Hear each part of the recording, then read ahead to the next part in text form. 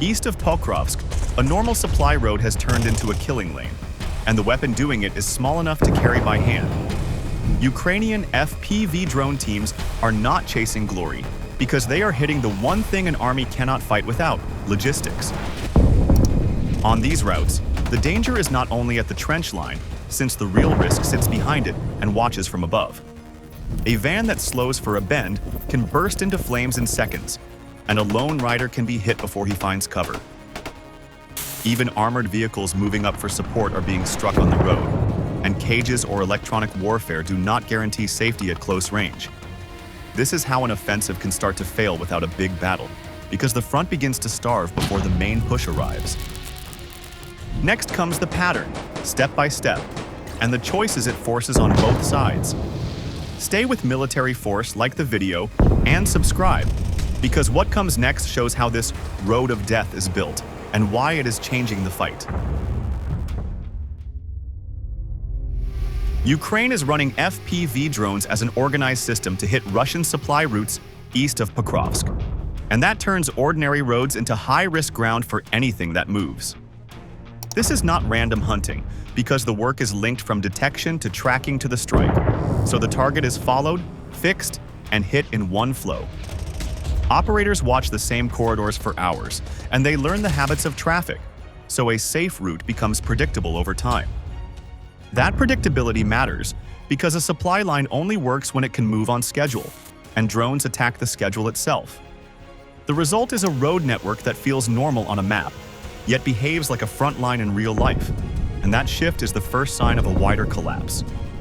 So the story starts with how the system sees and holds the road. Supply traffic is no longer a quiet support function, because every run carrying fuel, ammunition, food, or spare parts can end as a burning wreck before it reaches the units that need it. A truck that never arrives does more damage than a single hit on a trench, because it breaks the chain that keeps troops fed, armed, and able to stay in position. When that chain starts to fail, commanders face hard choices, since they can either slow movement to reduce losses or push speed and accept higher risk. Either choice costs something, because slower convoys create longer exposure, while faster convoys still must break at key points and can be caught there. That is why logistics becomes a fight of minutes and meters, not just a fight of kilometers. And once logistics becomes contested ground, pressure spreads outward fast. The pressure does not come from one lucky strike, because the method is repeated hits that create the sense that the road is always watched. A single explosion can be written off as bad luck, yet a pattern forces behavior to change, and behavior change is what the drone teams want. Drivers begin to pause, switch lanes, or bunch up behind obstacles, and those reactions make vehicles easier to track. Even small changes like slowing to check a bend or waiting for a gap can be enough, because FPV drones need only a short window to commit. That is how fear of the sky becomes a tactical effect, since caution itself can expose a route. So the campaign is built to make movement feel unsafe, even when no drone is visible. When transport tempo is broken, offensive tempo is broken too, because the front cannot spend fuel and shells on a plan that the rear cannot support. An assault unit can fight hard for a day, yet it cannot keep the same rhythm when resupply becomes uncertain and recovery vehicles cannot reach damaged armor. A battalion that is short on fuel cannot rotate positions smoothly, and a unit short on ammunition must ration fire or hold back. This does not look dramatic on a single clip, but it changes the math, because the attacker loses options before the main push can even build. That is why drone interdiction is not just destruction, it is denial. And denial weakens the whole structure of an advance. So the road becomes the place where momentum is either fed or starved.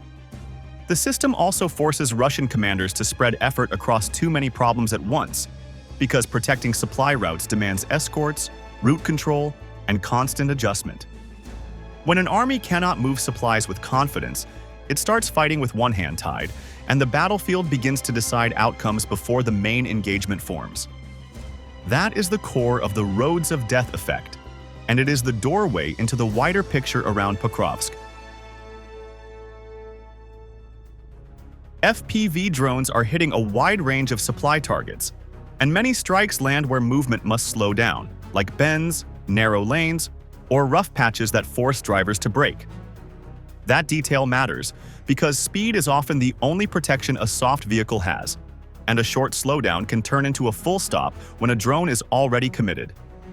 One described clip shows a Russian UAZ van erupting after an FPV dives in through an open window, and it sends a blunt message that thin vehicles do not need to be pierced by heavy weapons to be destroyed. A drone only needs access, a stable angle, and a half-second of control.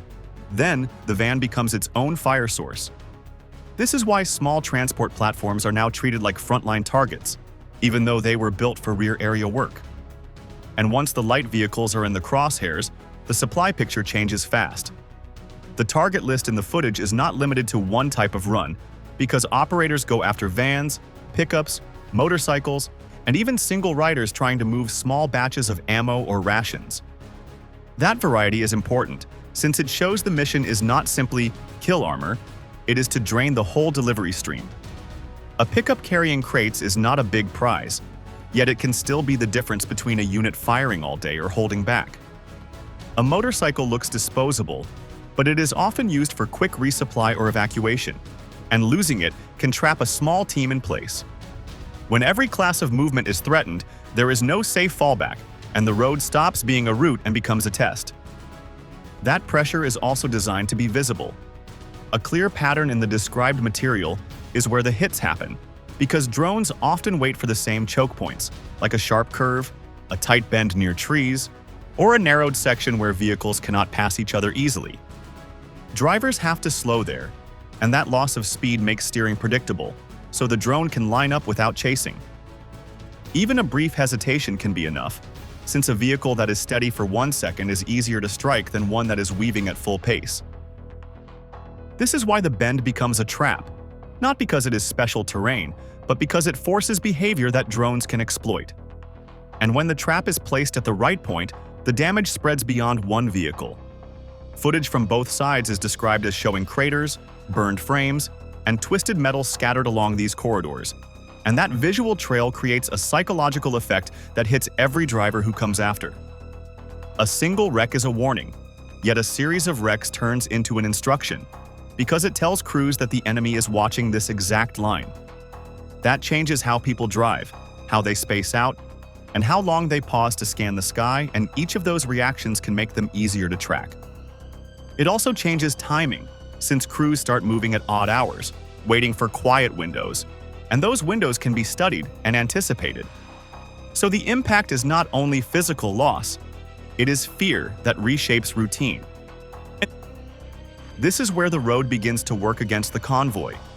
When multiple vehicles burn at the same bend, it also shows another layer of intent, because a strike at a choke point can block the lane and force the next vehicles to brake behind it. A disabled van can become an obstacle, and a burning pickup can pin a following group in place, which creates a stacked target line. In that moment, the drone team is not just scoring a hit, because it is disrupting flow, creating congestion, and stretching exposure time for everyone caught in the queue. That kind of blockage can slow an entire sector's supply rhythm, even if only 1 or 2 vehicles are actually destroyed. So the kill is part of the story, but the traffic jam is the bigger mechanism. And once the roads start to clog under pressure, heavier assets are often pushed forward to cover the gap, which leads straight into the next problem. FPV drones are also hitting armored vehicles, including tanks, and that shows why cages and electronic warfare still leave a moving column exposed when it has to travel on a predictable road. In the described footage, a rare T-80 appears on this sector, and it tries to move along the route to give fire support or shield supply traffic, yet it still takes a drone hit on the move. That moment matters, because a tank is supposed to be the hard answer to pressure, and it is supposed to push danger back. Here, it becomes part of the same problem, since it must enter the same road space that drones already watch. So armor does not remove risk, it can inherit it. And that is where the protection story gets uncomfortable. The source notes extra cage armor and electronic warfare on the vehicle, which signals that Russian crews understand the low sky threat and are trying to cut it down. Those add-ons can help in some cases because they can deflect a bad angle or break a clean control link. But they cannot solve the main issue when the route is held under constant observation, since the drone team can wait, adjust, and choose the moment. A cage is a barrier, yet it is not a guarantee. An EW can disrupt, yet it does not erase the road itself. In practical terms, defense becomes a delay tool, not a shield. So the fight becomes about timing, not just protection. When an armored vehicle has to use a known corridor, its advantage shrinks because the weak point is the path, not the steel. A tank can survive hits better than a van, but it cannot vanish, and its size makes it easier to spot from above when it crosses open patches or passes junctions. Its movement also tends to be steady, because heavy tracked vehicles cannot cut tight turns at speed without risk, and that makes their line more readable. Once the drone operator learns the rhythm of that corridor, the tank's presence is not surprising. It is expected. That expectation is what turns armor into a target that can be planned for. And once planning is possible, the kill chain gets cleaner. A tank hit on the road also creates a chain reaction that can harm the whole supply effort, even if the tank itself is not completely destroyed. Vehicles behind it slow down because they need space to maneuver, and they fear mines, craters, or a second drone coming in. Some try to detour, yet detours are often narrow and soft, and heavy vehicles can bog down or expose themselves even more. Others simply stop and wait, and a pause on a watched road is almost an invitation, since it gives the FPV a stable frame. This is how one strike can shape a whole column's behavior, and behavior is what drones exploit best.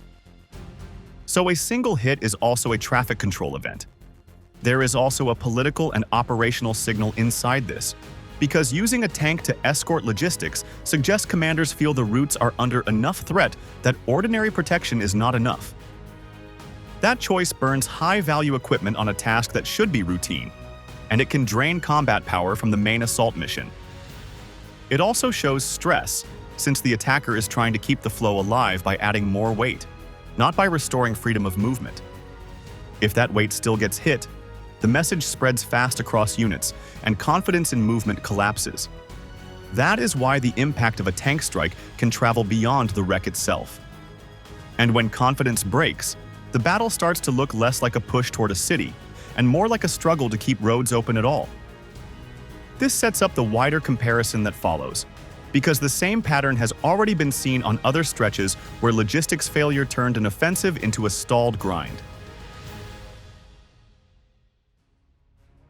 The situation east of Pokrovsk is now being compared to what happened on the western side earlier, where Russian pushes slowed and then stalled after UAV and FPV strikes choked the supply flow.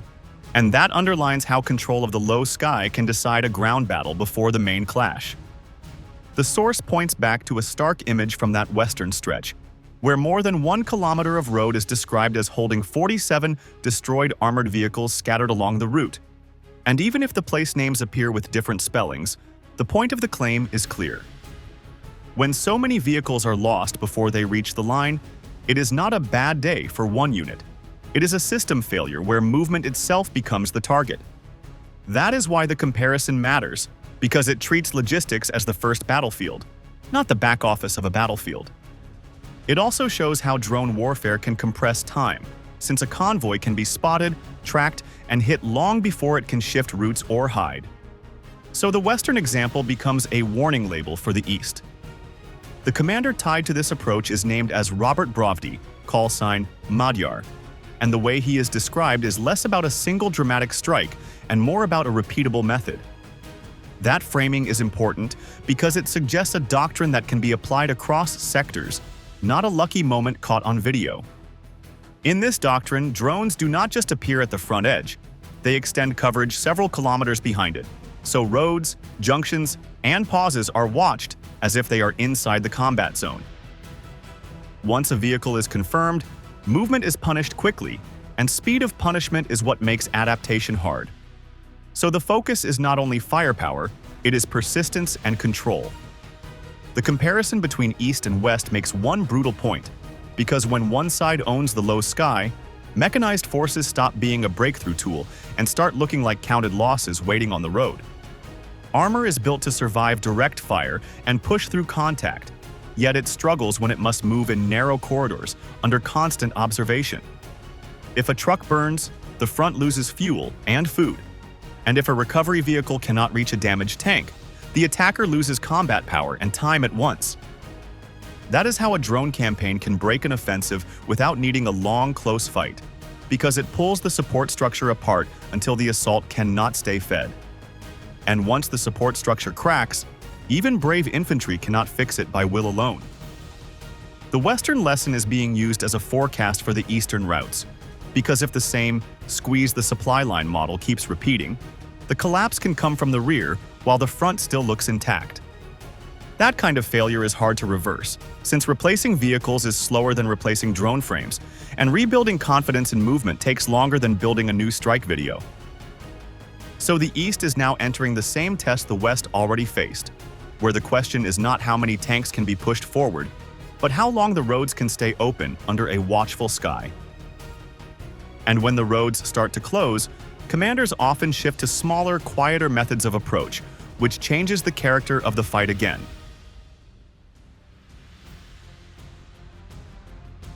Under UAV pressure, Russian forces are described as shifting towards small night infiltration teams, yet these groups are still often found, and deep drone coverage keeps making large offensive tempo hard to sustain. The reported move is away from big convoys and toward teams of 2 or 3 soldiers, traveling by motorcycle or on foot, and sometimes using thermal cloaks to reduce their signature, although the real success rate of this method is not fully confirmed. The logic is simple because a smaller team leaves less noise and fewer tracks, and it can slip through gaps that a vehicle column cannot. But the same sources argue that even pairs or trios of motorcycles get targeted quickly, since small does not mean invisible when the routes are already watched and patterns are already learned. A road bend still forces a slowdown, and a pause still creates a clean moment for a drone operator to lock an angle. So the shift in method changes the scale, yet it does not remove the basic exposure.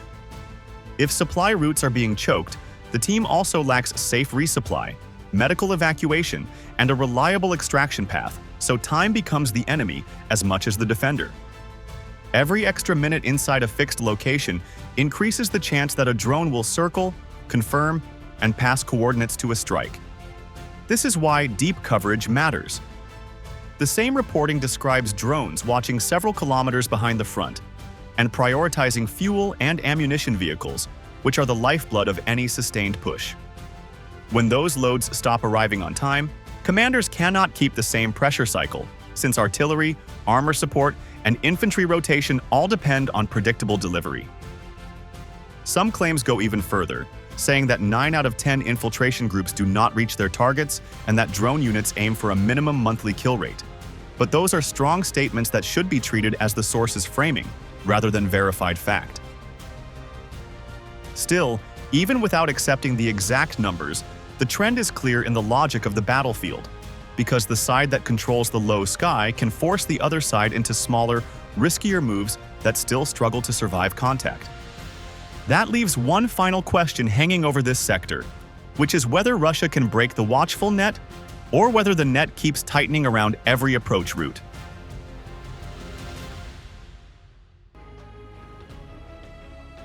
FPV and UAV control is shaping the tempo around Pokrovsk, because when logistics are locked down, an offensive can slow or collapse long before it can dig in. This road of death pattern is not just a slogan, since it targets the lifeline of any campaign, the flow of fuel, ammo, and food, and it forces the attacker to pay in time, vehicles, and coordination. If Russia cannot open alternative supply corridors or cut the level of observation on key routes, then small night infiltration will only reduce convoy losses, and it will not solve the problem of holding ground under pressure. If Russia adds stronger electronic warfare, improves short-range air defense, and changes movement habits to avoid predictable lanes, then drone pressure may drop in some areas, but that will demand tighter discipline and better planning than a fast, improvised push. If Ukraine keeps deep drone coverage and keeps hitting fuel and ammunition transport, then this sector will keep being decided by supply failure more than by a single decisive firefight. And if Moscow shifts its effort north or south to escape the drone wall, that shift itself will signal how hard it has become to move and sustain forces on this approach. Stay with Military Force, like the video, and subscribe for clear updates, battlefield analysis, and the next tactical lessons unfolding daily.